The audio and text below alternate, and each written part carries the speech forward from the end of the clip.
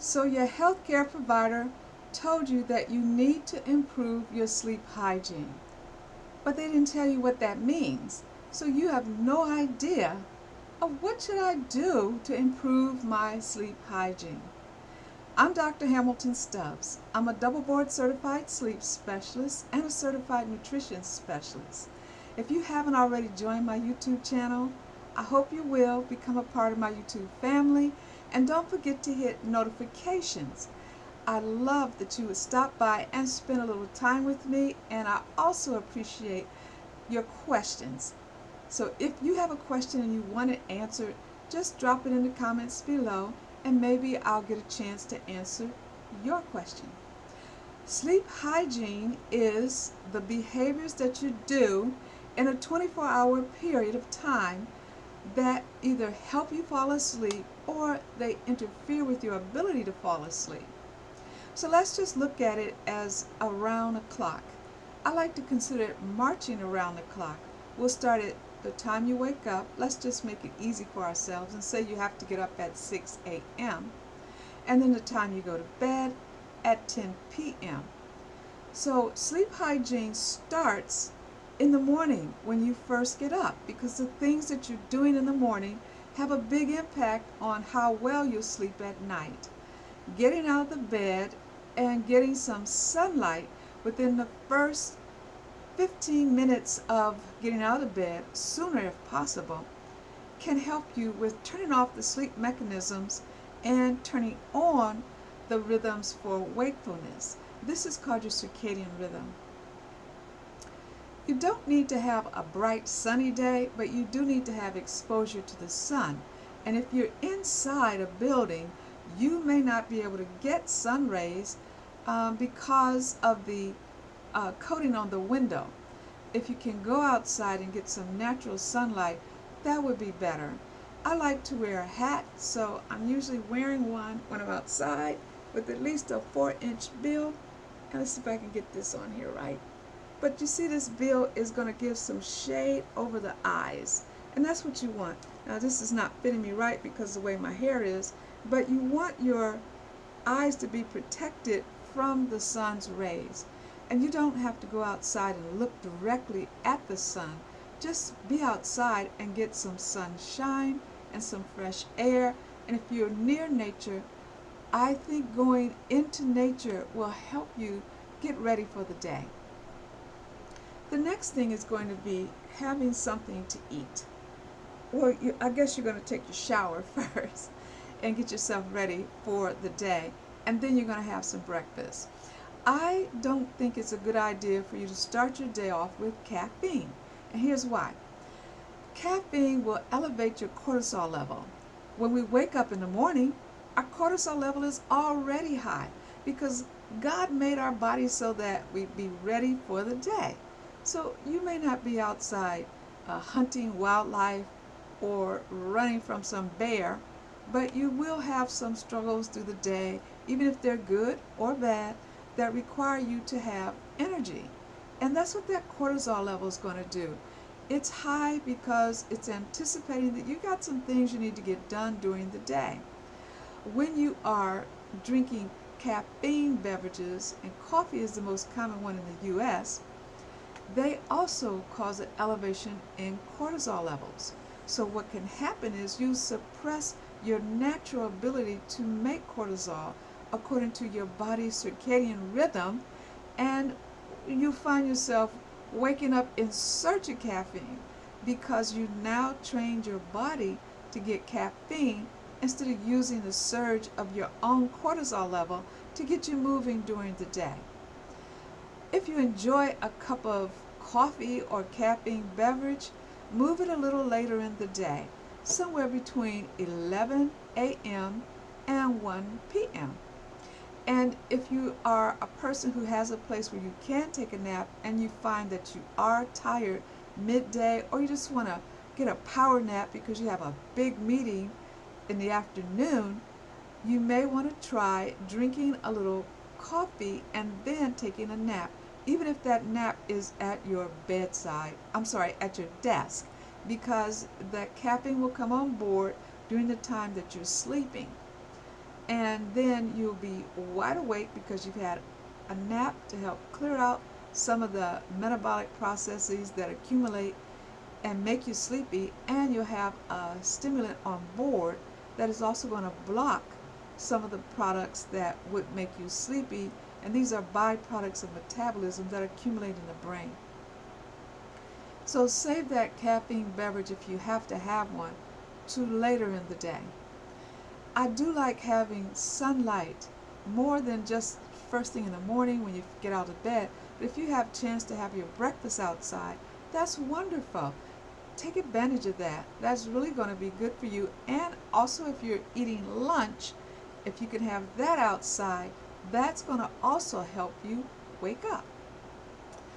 Then you want to hold all caffeine beverages after 3, no later than 4 if you're going to bed at 10 p.m. If you are trying to stay awake in the afternoon, hold off on those carbonated foods and save those for the evening time. High carbohydrates induce feelings of sleepiness and can make it difficult for you to stay awake and just power through your afternoon.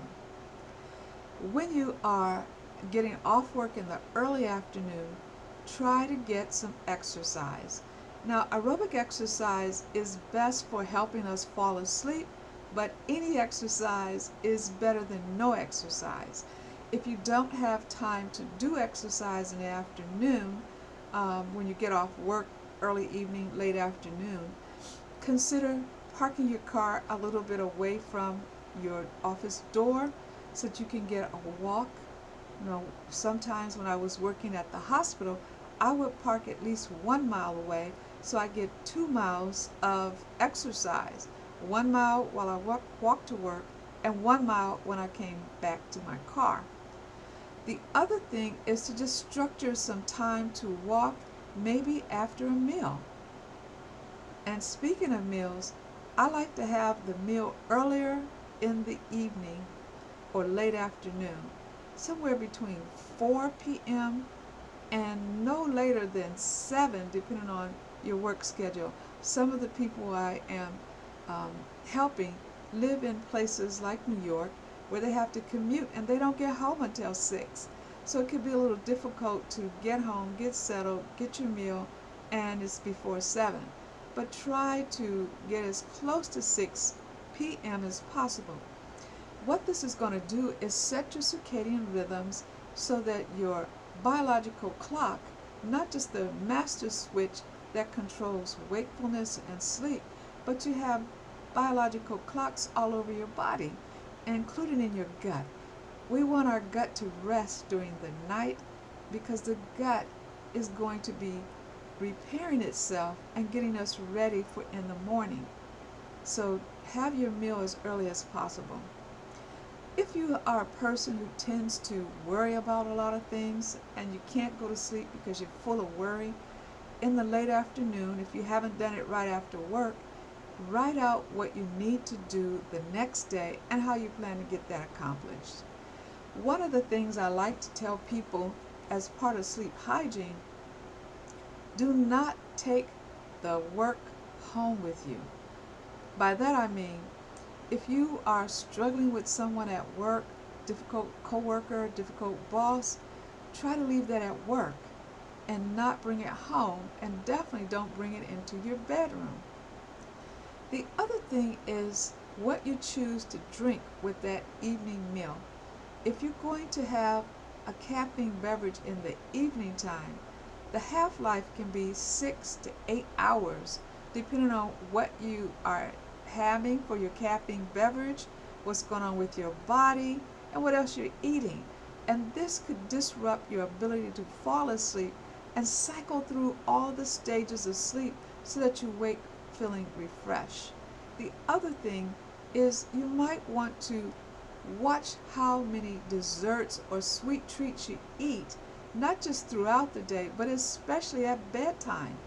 High sugar foods disrupt your ability to get into deep sleep, and they fragment REM sleep. So they act sort of like a caffeine beverage in that they disrupt our sleep. Make your bedroom something that's comfortable and conducive to sleep. Now, you don't have to go out and get a new mattress, but if your mattress is uncomfortable, if it's finished on both sides, try flipping that mattress. Or if you can't flip the mattress, sleep on a different side, like swap sides with your bed partner and see if that doesn't help the mattress feel a little firmer.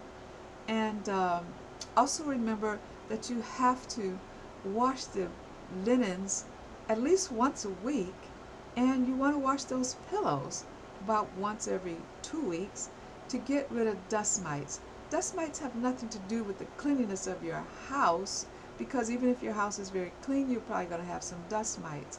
So get rid of these potential allergens. Make your room comfortable, conducive to sleep, and slightly cool. Somewhere around 68 degrees Fahrenheit should make your room feel slightly cool, no higher than 72 degrees Fahrenheit. And the cool room is thought to help usher in deep sleep. Some people pay attention to the color of their room, and blue is supposed to be a more soothing color. If you are a person who likes talking on the telephone, or you like watching television, you may have some games you like to play, or you enjoy scrolling through your cell phone looking at headline news or just social media posts.